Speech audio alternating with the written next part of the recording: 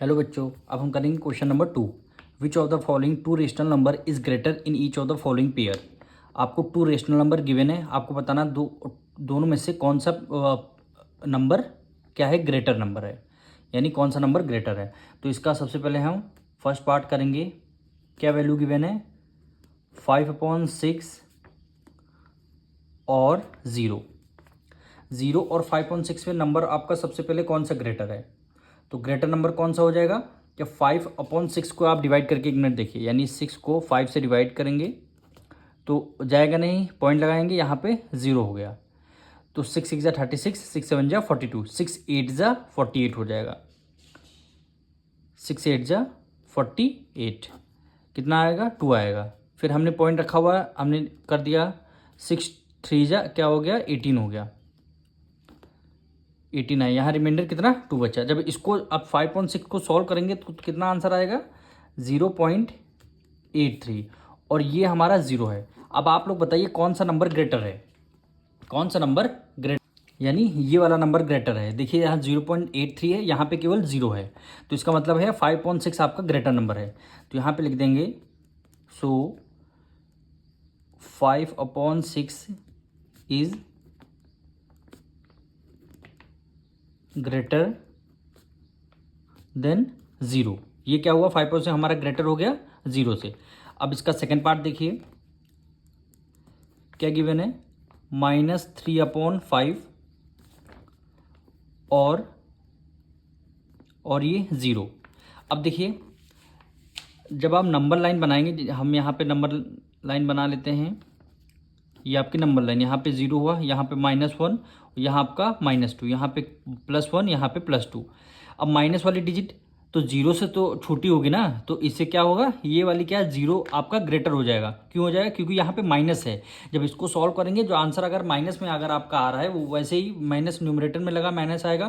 तो इसलिए कोई भी नंबर होता है, अगर माइनस उसमें लगा हो तो वो हमेशा 0 से लेस होता है, यानी ग्रेटर कौन सा हो जाएगा, 0 हो जाएगा। तो यहाँ पे लिख देंगे 0 इज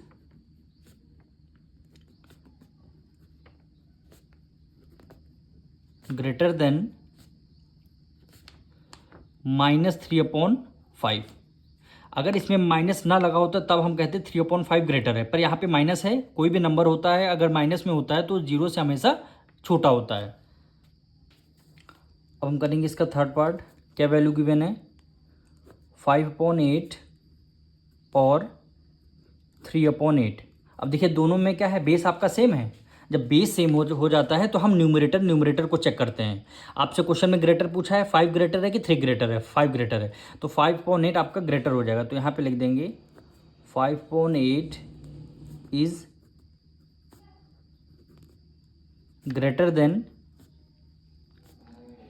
3/8, यानी 5 आपका ग्रेटर हो जाएगा। इसका हम थर्ड पार्ट करेंगे।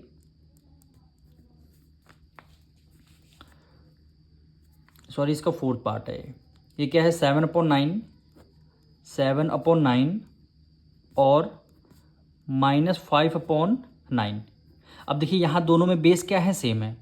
अब चलते हैं न्यूमरेटर में। यहाँ 7 है, यहाँ -5 है, तो प्लस वाली डिजिट ग्रेटर होती है कि माइनस वाली डिजिट ग्रेटर होती है। प्लस वाली डिजिट हमेशा ग्रेटर होती है, माइनस वाली उससे छोटी होती है। तो ये वाला फ्रैक्शन आपका ग्रेटर हो जाएगा। तो यहाँ पे लिख देंगे 7/9 इज ग्रेटर देन